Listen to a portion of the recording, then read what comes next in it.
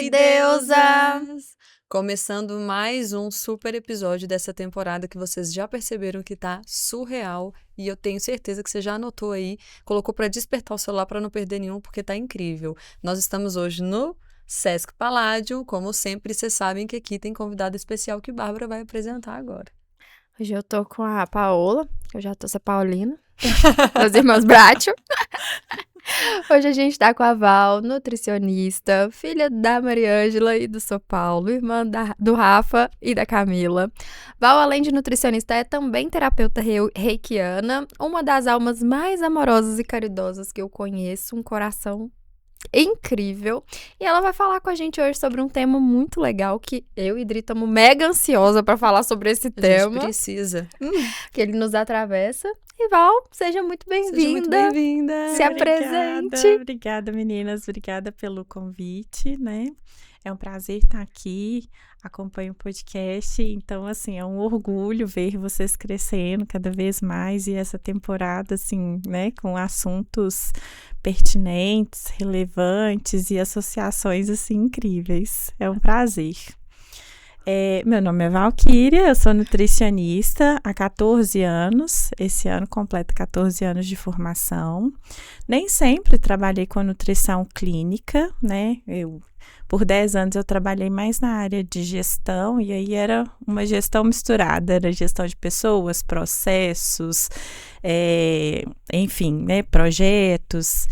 E de alguns anos para cá, 3 anos, eu voltei a atenção para nutrição clínica, me encontrei no Reiki, o Reiki na verdade me encontrou, foi uma necessidade ali, né? Eu falo que o Reiki das terapias integrativas eu sempre fui adepta, né? E foi uma terapia que realmente foi a que me salvou ali, né? Então, eu encontrei o Reiki no momento em que eu estava proibida de trabalhar, por um tratamento mesmo, né? Um processo depressivo. E aí, eu precisava ocupar minha cabeça com uma coisa diferente do que eu já tinha feito. E eu gostava de estudar, não podia trabalhar, então achei ele no Reiki um artifício. A princípio era uma fuga, era para ocupar a mente mesmo.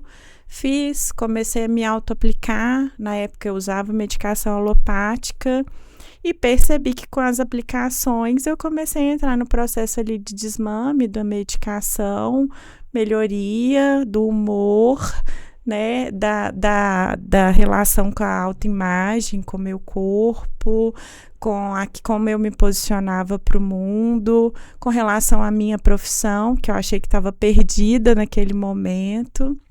E aí descobri que a nutrição e o Reiki, a princípio eu imaginava que não tinha nenhuma relação, e descobri que tem uma relação incrível e que é super possível associar os dois e que tem grandes benefícios. Então, hoje você trabalha associando os dois nos seus atendimentos? Sim, as minhas abordagens são em relação à nutrição e Reiki.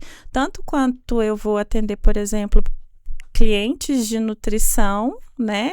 O Reiki eu preciso de um aval do cliente, né? Então, a gente movimenta energia, então eu preciso da autorização. Então, tanto para pacientes de nutrição associados com Reiki, tanto clientes de Reiki, que eu vejo ali que existe uma questão nutricional, porque a alimentação, o alimento, ele não nutre só o corpo, né?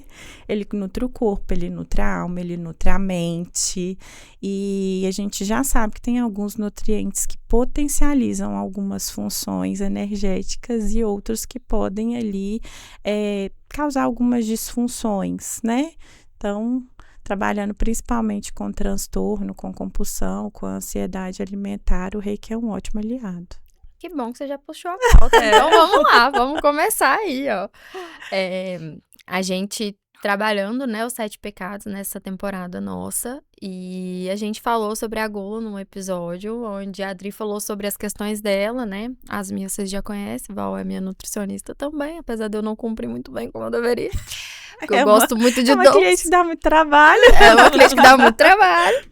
É um cliente com muita dificuldade, né, com a dieta, mas eu acho que até pelo excesso de restrição vivido ao longo de muitos anos, né, como todo mundo já sabe, que eu já falei isso infinitas vezes, venho de uma estrutura obesa, né? Então fiz a bariátrica, então vivi muito essa loucura das dietas ali, porque era uma coisa que eu queria muito emagrecer, até que eu entendi que existia uma compulsão alimentar. Hoje eu entendo que eu como as minhas emoções, hoje muito menos do que eu fazia isso lá atrás, né? Mas como que é associar essa questão da nutrição, da consciência ali, né, da ciência da nutrição com a ciência do Reiki, que hoje a gente já sabe também que o Reiki atua de forma, né, científica, né? Já é comprovado todos os benefícios dele. Como foi juntar isso? Como que é para você poder trabalhar com as duas ciências juntas, né? E o quanto que você vê ali de melhoria para as pessoas, assim? Bom, o nosso corpo, ele não funciona no automático, né? A gente precisa dar ali comandos, starts, e a nossa mente e o coração, eles mandam muito e eles precisam estar interligados. E tudo na nossa vida é energia, né? Então, para essa luz estar aqui, é necessário uma energia. Às vezes a gente não sabe como ela chegou aqui, mas ela está aqui, a gente confia. E quando a gente fala de Reiki, que é algo que a gente não vê e não é palpável, isso fica muito na subjetividade, né? Na cabeça das pessoas. Quando a gente trabalha com nutrição e Reiki, a gente precisa trabalhar de uma forma integrativa, pensando justamente nisso. Então, o que dali do alimento, como que é a minha relação com o alimento e como essa energia que ela pode ser movimentada através do Reiki pode auxiliar nessa relação, né? Então, a gente sabe que, por exemplo, nos transtornos, né, na compulsão, na ansiedade alimentar, existe ali algo que não é apenas físico, que não é algo subjetivo da minha cabeça, é um transtorno alimentar, é uma doença psiquiátrica, né? Então, o tratamento, ele precisa ser multidisciplinar. O Reiki, ele entra como complementar ali para que o paciente, aí, como a gente está falando de uma doença, é um paciente, ele consiga integrar isso. Então, ele consiga reestabelecer essa relação com o corpo, ele consiga reestabelecer essa relação que é totalmente distorcida com a comida, e ele consiga se posicionar ali, entendendo que o corpo, ele é casa. Então, ele não precisa mudar, se moldar, ou se corrigir, ou se consertar para ser aceito, para ser amado, né? Então, a nutrição, ela entra cuidando dessa parte física, energética também, porque o alimento tem muita energia, né? Então, ela entra com essa parte física, reestabelecendo ali as condições de saúde daquele paciente, e o Reiki entra intensificando esse tratamento, né, melhorando essa relação, reduzindo sintomas de ansiedade, né, que geram a compulsão.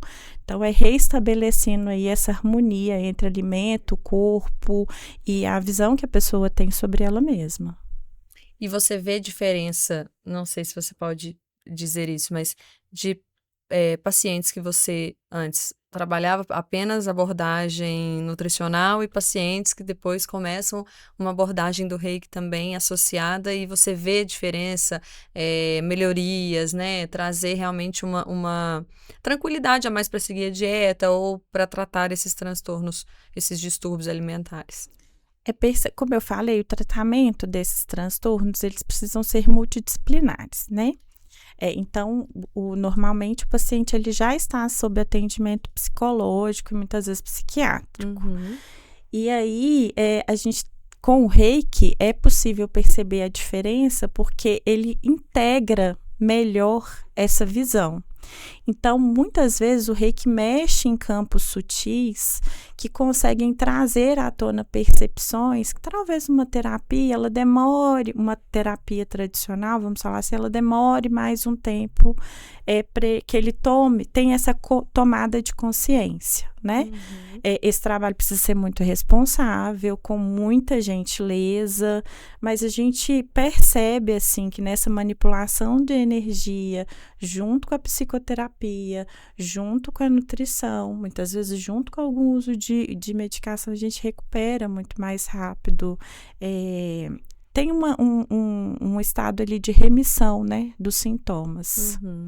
Então, é diferente, sim, porque a gente está falando de um tratamento totalmente integrado, Sim. né? Do que questões ali pontuais. E o reiki te traz uma visão sobre si muito melhor. E eu acho que muitas vezes esses transtornos, né, me corrigir se eu estiver errado, vem muito também dessa questão emocional mal trabalhada de autoestima, né? No meu caso, por exemplo, eu já tinha a sensação de que ninguém estava interessado. Então, quanto mais eu comia, maior eu ficava, mais eu conseguia me esconder dentro daquela casa. Né? Que é o que você disse, o corpo vira a casa. Então, quanto maior aquela casa ficasse pra mim, quanto maior eu fosse, mais fácil seria de eu me esconder do mundo. Eu acho que é até difícil pra mim lidar quando eu emagreço um pouco a mais do que eu acho normal pra mim. Eu já acho que eu tô exposta demais ali, né? Uhum. Então, são conflitos que eu lido na terapia, mas eu acho que o reiki, ele te auxilia muito nesse processo também de integrar essas feridas ali, né? Durante o processo do desenvolvimento do transtorno e até mesmo no diagnóstico, que a gente enxerga dos pacientes, é que eles têm uma distorção da imagem, né? E essa distorção, ela vem de uma necessidade de aceitação. Então, eu quero ser aceito dentro daquele padrão que foi imposto. Muitas vezes eu nem racionalizo se aquele padrão faz sentido para mim, né? Mas aquele padrão normalmente de magreza extrema, né? Aquilo é bonito, muitas vezes é associado ali ao sucesso. Então, a pessoa, para obter sucesso, para ter status, para ser dita como uma pessoa saudável, ela precisa ser magra. E a gente já sabe que um corpo magro não necessariamente é um corpo saudável, e um corpo de uma pessoa dita como acima do peso não necessariamente é um corpo de uma pessoa doente, né? Então, o reiki, ele entra justamente para trazer essa conscientização, para que eu me sinta pertencente dentro daquele corpo, né? Então, não adianta eu querer ser longilínea como a Andriele, porque eu não vou ser, essa não é a minha estrutura. Não adianta querer ter uma cinturinha fina, um quadril largo, um corpo ampulheta, né? Essa não é a minha estrutura. Então, auxilia ali no processo, junto com a psicoterapia, de que eu entenda que aquele meu corpo é um corpo saudável, aquele corpo é o que comporta a minha história. É engraçado, né? Na época da bariátrica, eu nunca, em hipótese alguma, tive nenhum problema de saúde. Meu colesterol era exemplar. Minha diabetes era exemplar. Eu não tinha uma justificativa plausível. Fiz aquele exame do sono pra ver se eu roncava. Eu não roncava. Não tinha justificativa. E aí, o médico falou, ó, você quer mesmo? Eu falei, quero. Então, nós vamos apelar pro problema psicológico. Você vai falar que você tá com depressão. Você vai fazer 3 consultas com a psicóloga e tal. Falei, beleza. Faço pra mim. Que eu mentia isso até pro médico, falava que eu ficava muito sentida, e realmente ficava, mas não nesse lugar assim tão pesado. Tinha um incômodo, mas eu não acho hoje, com a maturidade que eu tenho, eu acho que talvez eu com 19 anos realmente achasse que era um grande de um problema. Hoje eu com 35, magra, não vejo mais esse problema que eu porque via. não só porque você emagreceu, mas porque na adolescência todas as São emoções maiores, são mais amplificadas, né? intensas, né? E os transtornos, eles cometem justamente, né, essa fase da adolescência e as mulheres mais jovens.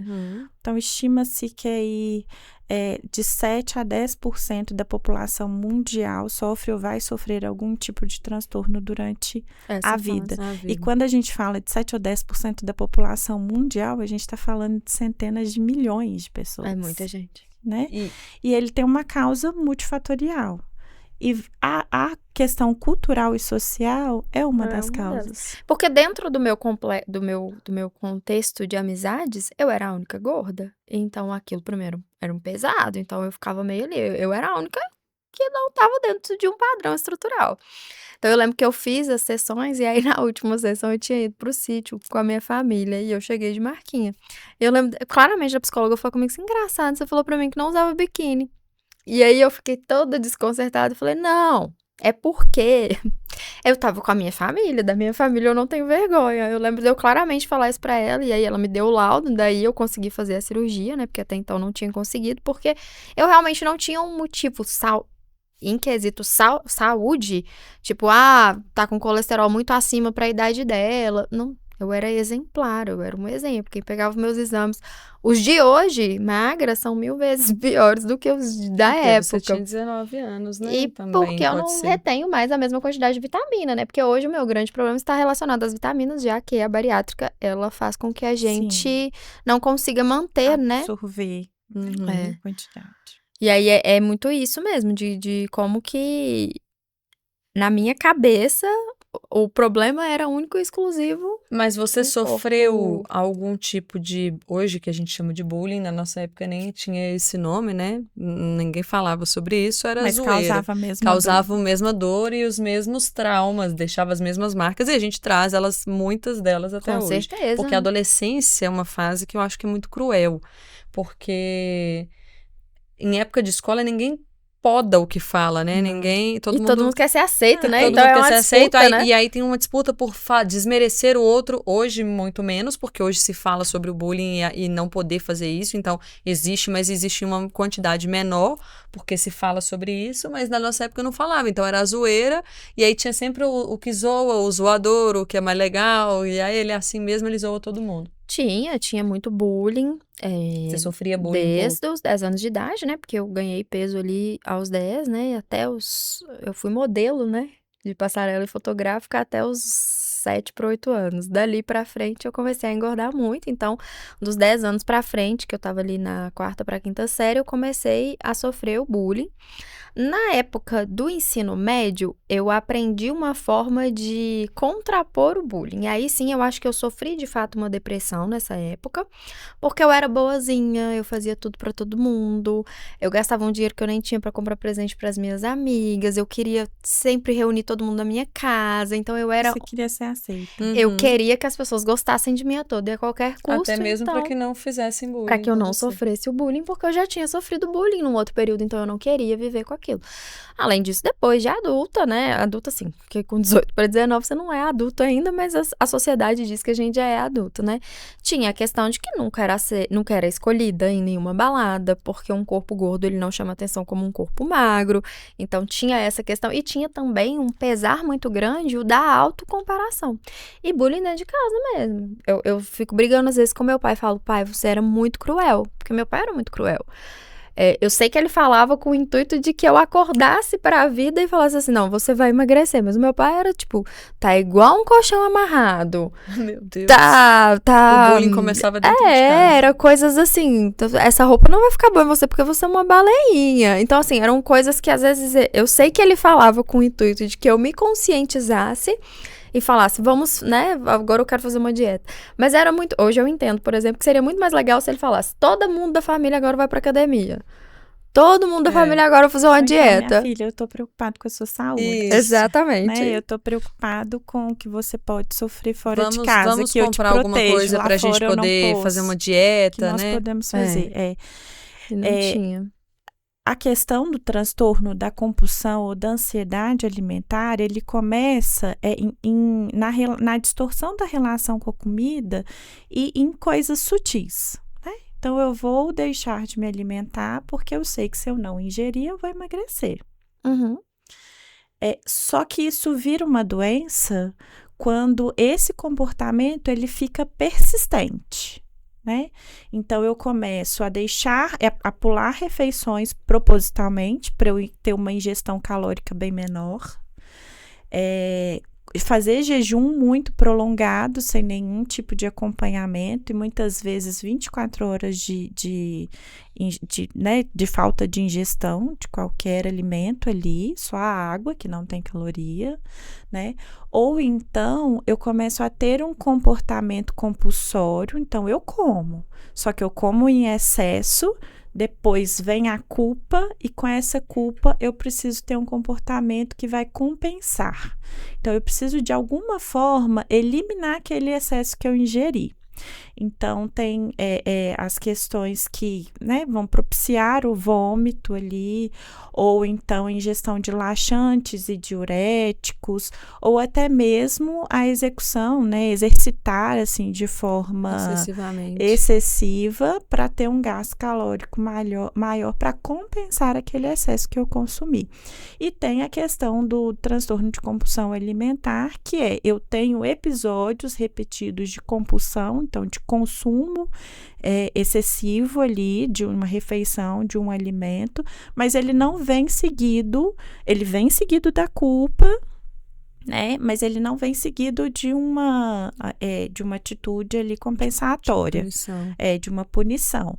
A punição vai ser você com você mesma, né? Então, por que eu fiz isso? Não tinha necessidade. Se sentir mal, se xingar, exatamente. Né? O que vai causar mais episódios de compulsão. Então, é um ciclo vicioso. E muito se fala, assim, eu vejo muito na internet, a gente vê muitas pessoas falando abertamente sobre esses episódios de compulsão, de pessoas que têm compulsão alimentar, falam sobre compulsão alimentar, pessoas que têm a doença obesidade, porque a gente sabe que é uma doença, e falam muito sobre isso, mas eu vejo muito pouco ser falado sobre anorexia, sobre essa questão de gente que come de menos, gente que fica muito tempo sem comer, gente que tem bulimia, ou pessoas que treinam excessivamente porque querem, de alguma forma, ficar muito, muito magros e tudo mais. Eu vejo poucas pessoas falando sobre isso, eu acho que até mesmo por medo do julgamento, porque eu acho que é mais julgado ainda, porque, é magra, então... Por que você está fazendo isso com você se você é magra, né? Como eu falo, as causas, elas são multifatoriais, né? E às vezes, eu não percebo que isso é uma doença, é um problema, é uma questão, porque dentro do meu ambiente familiar, a preocupação com a estética, a cultura da magreza, ela já estava instaurada. Então, eu só estou repetindo algo que eu aprendi. Então, não é natural para mim achar que aquilo ali é um problema. Né? Muito pelo contrário, para mim é natural eu me preocupar com o peso, é natural, e aí não se fala, mas tem muitos casos e aumenta cada dia o diagnóstico, né? Mas quando chega num extremo, né? Então, quando a anorexia já gerou uma desnutrição severa, né? Quando a bulimia muitas vezes já acometeu ali o sistema digestivo, por forçar ali, né, o vômito. Então, quando chega no extremo, a gente olha, né, a pessoa olha, ela consegue identificar que aquilo ali é um problema e vai procurar um tratamento, né, mas muitas vezes não enxerga que realmente é um problema, porque a gente está falando que é uma doença mental. Sim. Né? Então, tem uma distorção. E por vergonha, por medo de ser julgada mais ainda. Então, eu sou julgada se eu não tenho o corpo dito ideal, mas se eu falo que isso me dói, né? Arrumo mecanismos ali, se eu busco mecanismos para acessar aquilo, para me sentir pertencente, eu também sou julgada. Sim. Porque talvez aquilo que eu encontrei não era a melhor saída. Eu expus, né, recentemente no Instagram do Versões de Nós sobre a minha questão com a alimentação, né? Eu cresci muito saudável com a alimentação, mas ao mesmo tempo comendo muito pouco naturalmente. Eu tenho a quantidade de comida que eu sempre comi sempre foi naturalmente pouca. Meu pai conta, inclusive, que quando colocava muita comida no prato, eu ficava olhando pro prato e chorava. Porque eu ficava desesperada, porque a regra lá em casa é não levanta da mesa enquanto não terminar de comer. Então, acho que eu olhava aquilo e pensava, meu Deus, eu não vou dar conta, e começava a chorar. Então, tinha que colocar pouquinho, às vezes ele fala, às vezes até repetia, mas se colocasse muito de uma vez só, você começava até a chorar de desespero de olhar aquela comida. Então, eu sempre tive o hábito de comer pouco, mas eu sempre comi de tudo. Nunca foi um problema salada, verdura, legume, fruta. Desde pequena, sempre comi de tudo. E essa relação com a alimentação foi saudável durante muito tempo. Em época de adolescência, onde eu sofri os meus bullying lá que eu já expus isso na minha época de adolescência, eu fui xingada de mandona e não sei o quê, e aí juntou a sala toda pra apontar os meus defeitos, e assim, tinham 3 pessoas na sala que conversavam comigo de 40. E aí ficou-se assim até o final do ano. No final do ano pediram desculpa e tudo mais, mas o dano já tinha sido causado. A partir dali eu observo cenas de compulsão. Ou seja, eu tomava 2 litros de Coca-Cola todos os dias. Por quê? Porque eu gostava. Inconsciente, hoje analisando, era fuga por alguma coisa. Eu estava compensando as minhas frustrações em comida, em doce, em refrigerante, em coisas que eu gostava.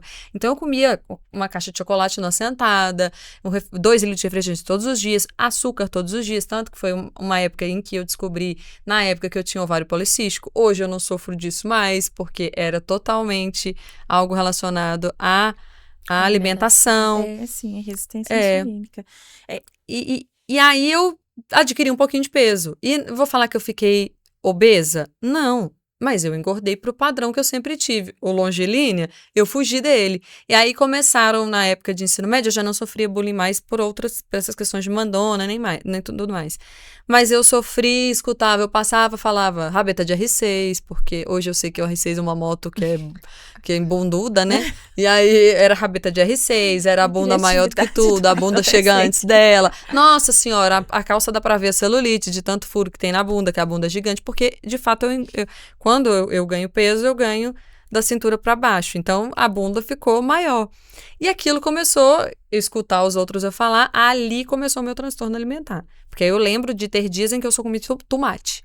Eu acordava, tomava café puro, almoçava tomate puro e jantava tomate puro. Era tudo que eu comia. E aí eu sequei, assim, eu tenho 1,74 de altura, né? Na época de ensino médio eu já tinha essa altura. E aí eu lembro que eu fui pesar 52 quilos. Isso é muito pouco para minha altura. Eu tava realmente muito seca mesmo, assim. E eu não via. E aí foi quando eu fui pra praia, foi uma vez que a gente foi com minhas primas, elas tiraram foto, eu fui e falei, nossa, como eu tô magra nessa foto. Ela falou, não, você é assim.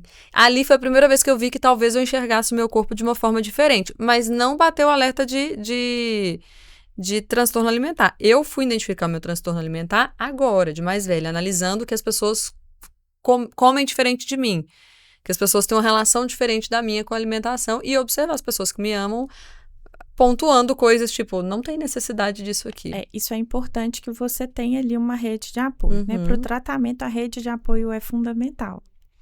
Porque existe remissão dos sintomas, né? Existe recuperação do estado nutricional, existe melhoria da relação com a imagem corporal, da aceitação, né?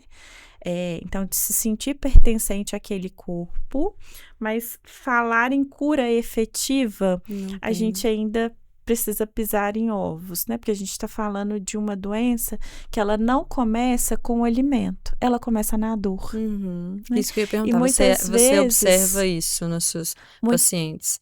Isso é pauta, né, do diagnóstico. É tão pauta que eu vou falar uma coisa pra vocês. Eu nunca me senti tão travada como eu estou nesse episódio. A minha mandíbula, ela está doendo, porque por mais que eu não queira, ela porque trava. Porque a gente tá falando sobre dor, né? Isso aqui em não mim é já só tá sobre tudo alimento. doendo. É uma dor que vocês vivem, né? O diagnóstico de transtorno alimentar talvez não caiba para vocês, né? Porque o transtorno é a anorexia, que é a restrição. Então, a pessoa realmente ou é muito pouco, é só o tomate por um período muito prolongado e tem uma preocupação excessiva com o ganho de peso, né? Ou a bulimia, que é esse processo de compulsão. Então, eu como, eu ingiro, mas tem a culpa e tem ali os episódios compensatórios. Preciso compensar isso de alguma forma. Mas eu tenho a bulimia. Mas tem o transtorno de compulsão, que é aquele que eu como, que eu me sinto culpada e aí eu vou comer por causa da culpa, eu fico triste, eu vou comer por causa da tristeza,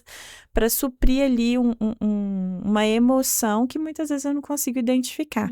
Mas todos os transtornos, eles são uma distorção ali da relação com a alimentação, mas a causa principal não é a nutrição, não é a alimentação, é a dor.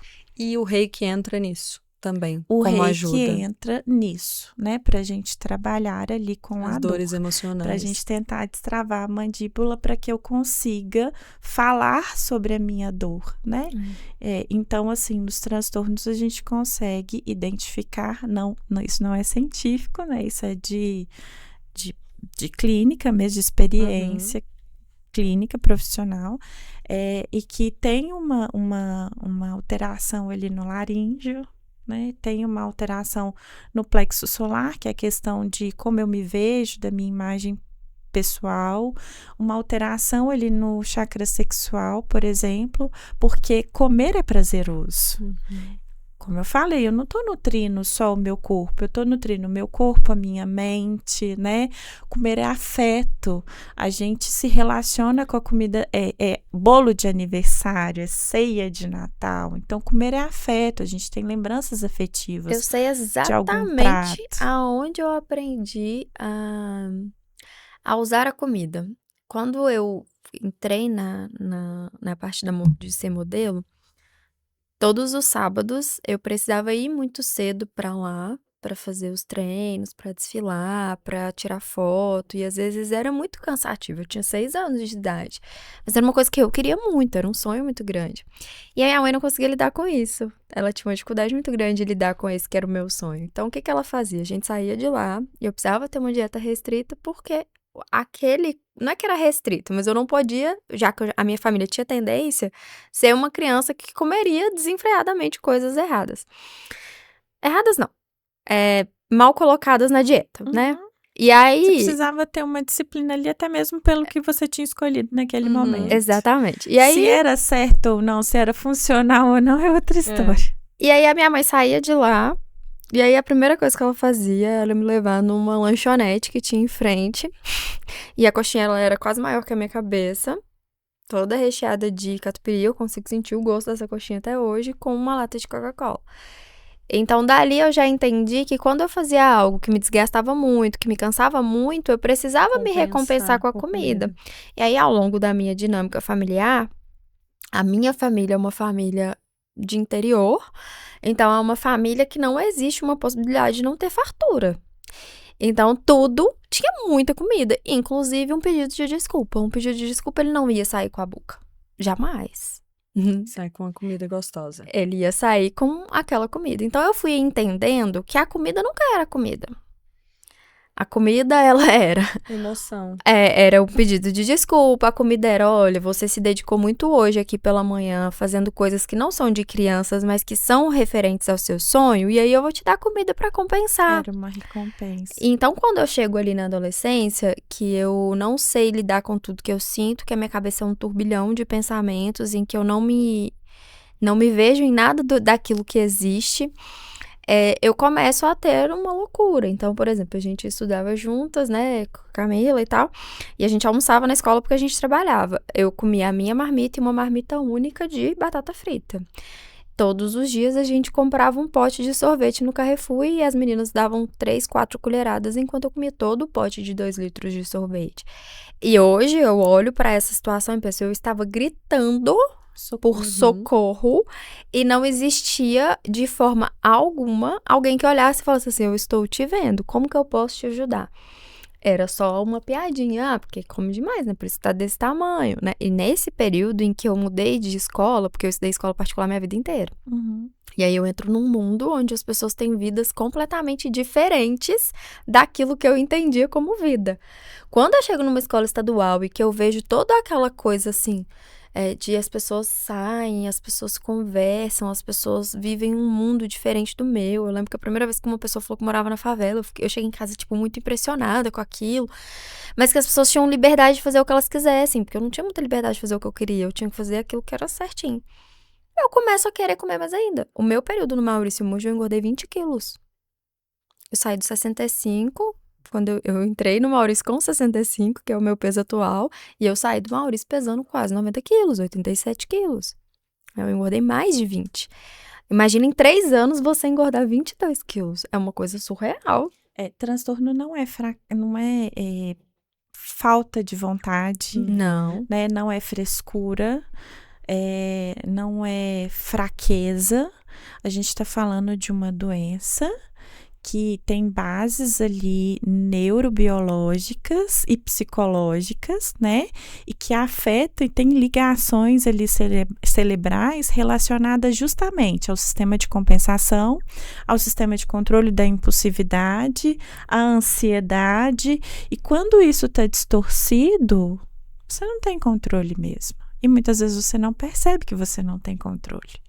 Né?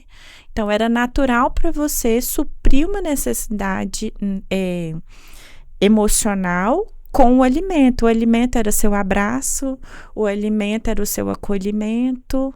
Só que essa relação, ela foi ficando disfuncional com o Era tempo. até, às vezes, uma resposta, porque eu lembro que eu escondia barras de chocolate na minha gaveta de calcinha. E não tinha um motivo específico pelo qual eu tava triste. Hoje eu entendo que, com certeza, eu tive um transtorno depressivo ali naquele período, por N questões. Mas eu não sabia falar sobre isso com os meus pais, e aqui eu nem posso jogar esse BO nas costas deles, porque eu realmente não conseguia chegar e falar assim, olha, eu tô sentindo umas coisas que elas não são normais, E você conseguia reconhecer isso? Não. né? E aí o que eu fazia? Identificar. E eu Eu acho só que é comia, né, as barras de importante chocolate a ali. gente, inclusive, falar sobre como identificar isso nos nossos adolescentes, pré-adolescentes, né? Que não tem como, eles sozinhos não vão identificar, talvez, esses distúrbios, esses transtornos, mas que talvez a gente, né, que somos rede de apoio deles, que estamos ali para auxiliá-los, possamos identificar e ajudá-los para que não virem adultos com transtornos, né? Uhum. Em alguns momentos, o corpo ele vai pedir alguma coisa diferente, né? Uhum. Então, eu tô no período pré-menstrual, eu preciso ali de um pico de energia, então, às vezes, eu já tenho ali uma inflamação instalada, a menstruação, né, já propicia isso, e aí eu preciso de um doce. E aí, no meu período menstrual, eu percebo que eu faço o consumo de açúcar de uma maneira muito diferente, né? Eu tenho uma necessidade. Isso não é um diagnóstico de um transtorno alimentar, né? O transtorno alimentar, ele vem associado dessa necessidade repetida, né? Então, ou é da restrição ou é da compulsão repetida. Então, quando a relação ali com o alimento, ele não é nada saudável, a minha necessidade de controlar me faz perder completamente o controle. E isso começa a trazer alguns danos físicos, psicológicos, traz um sofrimento. Então, sentar na mesa e ver o meu prato, para quem não quer consumir nada de caloria, é um sofrimento. Então, eu começo a trazer fugas, inclusive sociais. Então, eu paro de participar ali de eventos sociais porque eu vou precisar comer muitas vezes na frente das pessoas. E como que eu falo? Que ou eu como muito, ou eu não quero comer, né? Quanto eu preciso negar. Então, esses transtornos, eles são também sociais, eles trazem consequências sociais. Começa um isolamento, né? Então, percebeu ali que tem uma restrição e não tem nenhuma doença instaurada ali, né? Não tem nenhum outro diagnóstico ali. Então, começou a perceber uma restrição, uma perda de peso muito grande, uma preocupação com essa perda, né? O adolescente já tem um hábito ali de esconder o seu corpo pela vergonha, né? Então, começou a esconder mais porque eu me sinto diferente do que aquilo que realmente eu vejo ali no espelho. Ou então, acabei de comi um prato, tô percebendo que tá comendo além do necessário, além do que era habitual, e depois se tranca no quarto, se tranca no banheiro, ou então começa a fazer exercício, atividade física de manhã, de tarde e à noite, sem um acompanhamento, né? Então, para o diagnóstico, é importante a gente perceber que essa relação ela é distorcida, ela é repetida e ela gera dor. Ela gera dor, ela gera desconforto e ela começa a impactar, inclusive, nas relações sociais, né? Diferente de, por exemplo, a gente tem uma cultura da magreza instalada, a gente tem o uso desenfreado hoje de canetas emagrecedoras, muitas vezes sem acompanhamento, né? Porque o corpo magro é dito como corpo saudável, o corpo magro é aquele que é visto, é aquele que é aceito. E hoje, principalmente com o Instagram, a gente enfiado a goela abaixo, né? Exatamente, né? Existem estudos que já fazem essa relação do consumo, né, da rede social ali com alguns distúrbios alimentares. Não é a causa principal, não é a única, mas existe essa relação. Porque ali eu tô vendo um corpo que é irreal, né? E que é inatingível. eu não consigo só com alimentação e atividade física, muitas vezes, né? E ainda assim, dito como um corpo bonito ou um corpo magro, muitas vezes ali na rede social tem uma alteração, tem um filtro, E né? é muito raro as pessoas da rede social terem consciência disso. Eu sigo uma blogueira de bariátrica, a Naizinha, e eu lembro que uma vez eu postei ela marcando, né, que a minha meta era poder usar um biquíni fininho, que nem o dela, e que isso era um sonho pra mim. E eu lembro que eu fiquei brava, que logo depois ela gravou um vídeo que ficou no feed dela, falando: olha, eu não quero vender pra vocês que o que eu tenho aqui é fácil de qualquer um chegar. E eu não tô diminuindo ninguém, só que eu tenho dinheiro, que eu posso comprar coisas que talvez você, na sua realidade, não consiga. Eu tenho uma suplementação feita de forma muito correta. Além disso, eu usei de uma caneta que me trouxe parte desse corpo. Eu tenho acompanhamento de personal 5 vezes na semana. Além disso, eu tomo não sei o que, e ela foi gravando sobre isso. Então, não compare a sua história, a sua vida. Não me coloque como uma meta, porque isso é injusto com você. Não que eu não queira ser admirada nesse E nível. ela trabalha com isso. E ela trabalha com isso. E aí eu ouvi aquilo, e aí de início eu fiquei com raiva. Eu falei, mulher folgada, como é que ela fala assim na internet comigo? Que absurdo. E aí depois eu fui parar pra pensar, cara, porque tem gente que já tem uma doença tão grande que vai olhar pra ela e vai pensar assim, se ela bariátrica conseguiu, eu vou conseguir também. E não é assim. O corpo bariátrico, ele vai levar mais tempo, ele tem uma flacidez, ele tem isso, ela já fez reparadora de braço, ela já fez reparadora de mama, ela não tem reparadora na barriga, mas a elasticidade, a forma como o corpo dela reage é muito diferente. Tem bariátrico, por exemplo, que não tem uma estria, o meu corpo é desenhado por estrias. Porque cada corpo é um. Exatamente. Cada Então ela pessoa foi é muito um. consciente, coisa que na grande maioria das vezes não é. Por exemplo, aquela moça que suicidou por conta de que o joelho dela não estava bonito. E ainda Não, assim, suicidou, não. Ela foi fazer uma lipo e no morreu, joelho, né? E morreu, né? E morreu. É um E assim, suicídio. não é que a gente tá julgando quem faz É, plástica, não. nem nada disso. É só pela busca excessiva, pessoas que não têm necessidade de fazer, e outra, da gente se comparar com pessoas que Exato. fizeram. é uma Porque comparação injusta. é um corpo natural sendo comparado a um corpo que foi mexido. E ainda assim, você, como espectadora, que tem todas as condições que ela tem, talvez você não atinja Exato. o Cada resultado corpo que ela é um atingiu, corpo. porque cada corpo é um corpo, cada corpo traz uma história e cada história é diferente, né? Como você falou, você fez a sua bariátrica na adolescência, então o corpo ele tinha muito mais colágeno, a chance de melhorias ali, de não dar uma estria, mas você teve. É porque já tinha até de antes, né? Então, assim, era uma coisa... É diferente, né? É. Nós somos únicos. Você carrega uma história e uma carga genética completamente da sua filha, inclusive. Né? Muita coisa sua filha vai herdar, outras coisas não. Vão ser diferentes ali. Né? Porque ela é uma mistura. Então, é importante a gente se ver com muita gentileza. Com muita gentileza. Tomar muito cuidado e, primeiro, questionar por que eu quero ter aquele corpo. E ainda assim que eu consiga achar justificativas para querer ter aquele corpo, como que eu consigo dentro de mim, dentro, né, daquilo que é real para mim, ter um corpo que eu consigo aceitar, sendo gentil comigo, sendo gentil com a minha história, sendo justo. Isso é muito complicado, assim. Acho que é um dos episódios talvez mais importantes, porque eu vivo essa loucura com a comida desde que eu me entendo ali por gente, né? E você tá falando isso, eu lembro que antes, quando eu era mais nova, eu tinha fissura para ter o corpo parecido com o das paniquetes, porque era o que eu achava que seria mais semelhante com o meu. E de eu ficar pesquisando na internet quanto que elas tinham de cintura, quanto que elas tinham de quadril, qual que era a metragem que elas tinham de altura, qual que era o peso.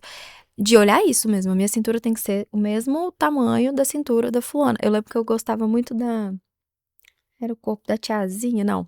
Era Priscila alguma coisa, eu nem lembro o nome da mulher. Ela chamava Priscila alguma coisa e ela tinha um corpo muito semelhante com o meu, assim, no quesito de violão e tal. E eu pesquisava, tipo, quanto que ela tinha de cintura, quanto que ela tinha de quadril, quanto que a coxa dela media, porque eu tinha na minha cabeça que eu tinha que ter um... Eu pesava quase 100 quilos. Na minha cabeça, eu ia fazer uma dieta pra chegar naquele corpo, porque era uma coisa que eu admirava. Só que isso nunca foi saudável, porque todas as vezes em que eu chegava distante daquilo, eu ficava mais E frustrada passa da admiração e entra na comparação, entra Da no obsessão. obsessão, porque eu só vou ser feliz se eu tiver o corpo dessa pessoa. Se eu não tiver o corpo igual dessa pessoa, eu não vou ser feliz, eu não vou estar Aí feliz. a gente consegue entender que tem algo ali que precisa de uma atenção, né, mais médica, uma atenção psicológica, uma quando eu fui atenção no psiquiatra, profissional. né, quando eu percebi que eu estava forçando muito vômito pós-bariátrica e muitas vezes nem precisava e eu forçava, e aí eu fui procurar o psiquiatra para isso. Eu lembro que ele não foi um psiquiatra muito dos mais amorosos, ele falou assim, você tá aí com problema de cabeça? Seu corpo tá ótimo. Eu falei, exatamente porque eu vim aqui. Porque eu tô com Realmente, problema tinha de um cabeça. E aí ele me deu uma Realmente, medicação que eu olhei bem, não tinha nada a ver com o que eu estava buscando. Eu não tomei, claro, mas aí eu voltei pra trabalhar isso na terapia. Só que assim, é o que eu tô dizendo pra vocês. A gente gravou o nosso episódio sobre gula e é muito diferente ter um profissional na nossa frente, porque lá eu não bloqueei nada, consegui conversar. Aqui eu estou sentindo dor real aqui. Porque Mas é porque você me entra no coloca- julgamento também. Exatamente, porque eu realmente escuto que eu tenho Te um problema expõe. de cabeça. Porque Eu tô bem. Eu tô bem porque eu acho que eu já tenho um tempo que eu tô aceitando que não é normal a minha relação com a comida. E eu venho trabalhando isso, então eu tô bem, já me expus uma vez, tô me expondo de novo. E eu tô de boa com isso, porque hoje eu já entendi que eu tenho um problema que precisa ser falado, que pode ser o problema de outras pessoas e precisa ser trabalhado. E quanto mais eu falo, eu sinto que mais eu me curo. Mais eu fico livre desse fardo de ser assim. Porque quanto menos eu falo, mais eu guardo por vergonha, tristeza e ódio de mim mesma por ser assim. Então eu não quero ter ódio de mim mesma por ser assim. E você vai tentar se desfazer, vamos dizer assim, dessas Quebrando emoções isso. de alguma forma, Uhum. né? Se você não fala, Não, você vai guardar, você vai E tentar vai ali voltar pro abafá-la de alguma mesmo forma. Ciclo E vicioso. talvez você não desenvolva mais um transtorno alimentar, mais outro tipo de transtorno. Uhum. Né? eu acho que eu senti isso muito quando eu assumi o vômito, por exemplo, que eu passava mal, e aí eu falei com as pessoas ao meu redor, com a minha rede de apoio. Eu falei, olha, eu vomito muito. Praticamente todas as refeições que eu faço no dia, E eu vou algumas vomitar. das suas pessoas de rede de apoio já sabiam disso. Porque elas reparavam, né? Uhum. Quem convivia comigo mais já percebia que naturalmente eu acabava de comer, você podia contar ali uns 10, 15 minutos, com certeza eu ia correr pro banheiro e eu vomitaria tranquilamente. É importante a gente buscar fontes de informação confiável, porque muitas vezes poderia ter sido associada à cirurgia, né? Uhum. Eu Então, associei de cara. Ela fez uma cirurgia bariátrica, isso pode acontecer com paciente recém-operado, né, da bariátrica, então reduz ali, né, a capacidade de absorção e de armazenamento ali do estômago por um tempo, se isso ultrapassar, pode gerar esse desconforto e muitas vezes para aliviar vem o vômito. Né?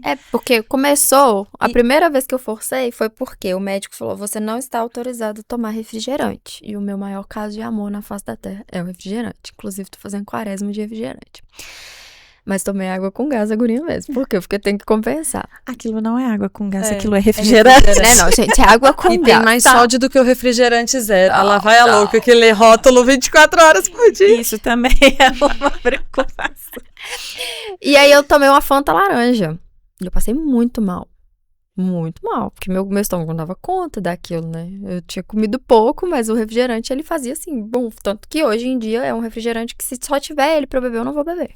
Então a gente Que é precisa trauma. buscar ali fontes de informação confiável pra gente saber sobre os sinais e sintomas e o quanto aquilo ali realmente vai me afetar, o quanto aquilo ali já é um caso que eu preciso de atenção, o quanto aquilo ali talvez não seja uma doença já instalada, mas eu esteja num processo que é importante ligar o sinal de alerta, porque pode virar uma compulsão, né? Pode virar um processo ali repetitivo e isso pode gerar algum dano de alguma forma. Você trouxe a imagem, por exemplo, das paniquetes. Se a gente for olhar, a mulher é muito cobrada, né, para Uhum. tudo, né? Eu tenho que ser inteligente, eu tenho que ter um corpo bonito e saudável, eu tenho que ter um companheiro do meu lado, eu tenho que ter. Então, eu tenho. E isso só vai. Então, é importante, muito importante, a gente procurar ajuda terapêutica e psicológica desde sempre, né? Não só se tem um transtorno ou qualquer, mas para a gente se reconhecer dentro do corpo, para a gente se reconhecer e ter prazeres na vida, não só com a alimentação. Porque, por exemplo, se a gente pensa nas paniquetes, hoje aquele corpo já não é visto como tão bonito É assim. gorda. Já é, ou é gorda, ou é muito É magra. muito musculosa, porque agora a ideia é ser Cada mais vez mais slim, né? E definida, É, né? Então, eu tenho que ter músculo, mas eu não posso ser grande. não posso ser boazuda, né? Que elas eram boazudas. E como que a gente fala isso no nosso país, gente? É, gente. Não, não tem como. Não, uma Estruturas diversidade de completamente corpos. diferentes, né? Hoje Como isso, que pelo eu menos, já é insti- mais leve pra mim, porque eu jamais serei slim. É só se arrancar metade do meu osso e quebrar ele, porque o meu quadril é largo mesmo, é meu, é isso, a caixa é larga. E o que que você pode fazer que é possível para que você se sinta pertencente dentro do seu corpo? Né? Você tem que lembrar que o seu corpo, para você estar aqui hoje, para vocês executarem um sonho, viverem um sonho, o que trouxe vocês aqui? É isso, é o corpo que está né? sustentando. Né? Aproveitando, Val, que você tá nessa pegada, eu queria que você desse um recado diretamente para as pessoas que estão assistindo. Deixa uma mensagem para as pessoas que passam por isso que a gente está conversando aqui, para as pessoas que estão sentindo isso, que se identificaram, que precisam de uma ajuda, de um auxílio, ou que estão começando a perceber que talvez tenham problemas que ainda não chegaram nessa conclusão ainda. Bom, é importante a gente reconhecer que pedir ajuda não é fracasso. Pedir ajuda é um sinal de coragem e muita coragem, né? Reconhecer que ali a minha relação com a alimentação, a minha relação com o corpo tem sido uma relação disfuncional, de muita cobrança, de muito medo, de muita ansiedade, e que a alimentação ela deixou de ser um prazer, né? O alimento ele deixou de ser um aliado, ele virou um inimigo. Busque ajuda. Busque ajuda profissional, não é vergonha, existe tratamento. E quanto antes for identificado, melhor é o prognóstico, né? Melhor ali é a recuperação. E você se sentir bem com você mesma, do jeito que você é assim, algo incrível. Né? A gente quebra barreiras mesmo. Então, busquem, entendam que corpo é casa, corpo é abrigo, né? Corpo é onde a gente guarda a nossa história e que a alimentação, a refeição, a comida, ela alimenta essa história também. Então, vamos tentar procurar ajuda para restabelecer essa relação e fazer com que seja uma relação harmônica. Onde que as pessoas te acham, caso elas precisem de você nesse momento, ajuda aí. Bom, tem mais fácil pelo Instagram, Isso. né? Valquíria, Val com W, Fialho.nutri, né? Nós vamos deixar na descrição também. Lá tem as informações tanto das consultas nutricionais, consultorias, quanto os atendimentos com reiki, né? Quem não sabe o que é reiki, lá tem uma explicação. Quem nunca fez, faça. Exato. O Daval, viu, gente? O Daval é maravilhoso. E antes, assim, eu quero fazer reiki, mas eu nem sei por quê. Eu faço uma leitura antes ali do campo energético para saber qual que seria o melhor tratamento, né? Dentro do que a gente usa do reiki. E o que a gente vai trabalhar mais ali, né? Então, às vezes, a gente consegue identificar que existem compulsões, não só alimentares, mas, por exemplo, uma compulsão por compra, uma compulsão por jogo, um vício, né? Cigarro, álcool instalado, tem uma disfunção ali em algum chakra, a gente consegue fazer um tratamento diferenciado. Nós trouxemos um presente especial para você, eu e Babi, junto com os nossos parceiros. Então, Posso abrir agora? Claro, Pode. porque fica todo mundo curioso para saber o que tem aí. Ai, eu amo. Nós temos parceiros nos apoiando nessa jornada, então tem aí a 3 Cosméticos, Versani Beauty, temos NutriShape também. Esse é presente nosso. Ai, um banho banho de atração. Atrai muita prosperidade, Aham. né? Abundância. E tudo mais que você quiser. Ótimo, já tô quebrando aqui. Para você ficar mais cheirosa ainda. Que delícia. É um body splash da Versani Beauty. E, gente, fixação maravilhosa, viu? Maravilhoso, a Muito gente bom. ficou cheirosinha. Nossa, muito bom É muito bom mesmo. Nossa parceira quanta também. coisa. Esse é NutriShape, um sabonete. NutriShape cuida da minha pele, tem desde 2020, tem 6 E a gente anos. tava falando antes, né? Aham. Veio o sabonete. Para fazer um skincare maravilhoso Cuidar. aí. Temos hidratante também, que a Vilane Cosméticos, distribuidora de BH, mandou pra gente também presentear Ai, você. gente, eu tô amando. Esse é nosso. Amo. Escalda-pés, Escalda-pés, para fazer aquele amo. momento. Escalda-pés ótimo pra quem ali tá na briga aí com a autoestima. A terra, né? A terra, vamos fazer um escalda-pé. Spray de proteção, amo. Tenho um da linda Suzana, agora tenho. Aí, Meu. viu? Agora temos versões de nós. E batom e gloss da 3 Cosméticos, que inclusive assina nossa beleza agora. Nossa maquiagem é toda Que feita chique. com a Toda da 3. Maravilhosos. É maravilhoso, depois você testa e me conta, porque assim, não tem uma pessoa que Que não não fica gosta. encantada com fixação. Esse tom, inclusive, É. ele vai dar super bem pra Vai. você, vai ficar lindo. É a minha cor Então. favorita. Engraçado, eu não usava batom porque eu achava que ele destacava meu rosto e chamava muita atenção. Então era sempre uma boca de desmaio. A Ana que me zoa, porque eu só tenho bocas de desmaio. Não. E fica aí lindo Agora de não. batom. eu De comecei batom. a usar, eu ainda olho no espelho e fico assim, acho que tá chamando muita atenção, Mas mas eu esse acho que tá a gente lindo veio hoje. pro mundo é pra ser visto, né? Não Exatamente, terapeuta. pra combinar com os olhos aí, ó. E o gloss amei, também tem cor e meninas. fica lindo. É o crush. Amei, Essa aí é minha muito dupla obrigada. favorita da vida. Muito obrigada. Muito obrigada a você por ter aceito o nosso convite para falar de um assunto tão delicado pra gente e tão necessário para todo mundo ouvir. Acho que é mais necessário ainda que a gente fale cada vez mais sobre esse assunto, porque para que a gente possa se curar juntas. Vamos colocar menos peso nessa relação, né? Eu estou travada, gente, não vou mentir, mas eu espero que pra você que tá ouvindo a gente e que talvez também sinta isso de alguma forma, ou às vezes, assim como eu lá na adolescência não sabia dar nome pro que sente, você não tá sozinha. A gente sempre deixa aqui em aberto, pode mandar mensagem, pode falar com a gente no direct, pode procurar ajuda. A gente não vai te expor, a gente só vai te acolher. E Não, não é vergonha. não. E se olhe com afeto, porque eu acho que faz total diferença você entender que existe algo que não tá legal e que esse algo pode ser trabalhado de uma maneira muito mais afetuosa. É isso. isso. Muito obrigada. Até a próxima. Beijo!